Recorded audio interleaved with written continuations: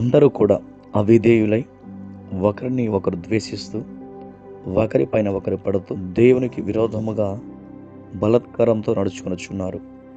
దేవుని వాక్యం మాట్లాడుచున్నది, ఎన్నాళ్ళు మీరు ఒకరిపై ఒకరు పడుదురు, ఒరుగుచున్న కూడా ఒకరి మీద పడినట్లుగాను, పడబోచున్న కంచ ఒకరి మీద పడుచుండగాను మీరు పడుచున్నారు.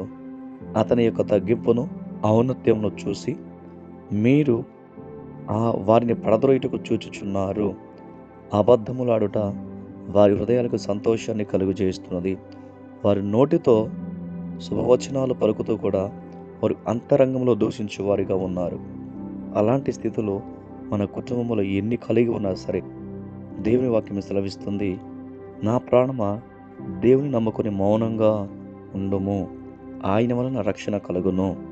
అయితే నా ఆశ్రయదుర్గము ఆయనే, నా రక్షణకర్త ఆయనే, నా కోట ఆయనే, నేను అంతగా కదిలింపబడను.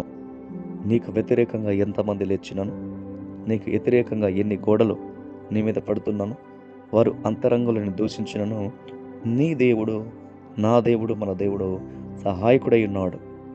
జనులారా, ఎల్లప్పుడూ ఆయన యందు నమ్మిక ఉంచుడి. హల్లెలూయా. ఆయన సన్నిధిలో మీ హృదయమును కుమ్మరించుడి. ఎప్పుడైతే మన హృదయములు ఆయన సన్నిధిలో కుమ్మరిస్తామో, ఎప్పుడు ఆయన యందు నమ్మిక ఉంచుకుంటామో, అప్పుడు ఖచ్చితముగా మన శత్రువుల నుంచి ఆయనే విడిపించి మనకు సంపూర్ణమైన రక్షణయు సమాధానం దయచేసి ముందుకు నడిపిస్తాడు.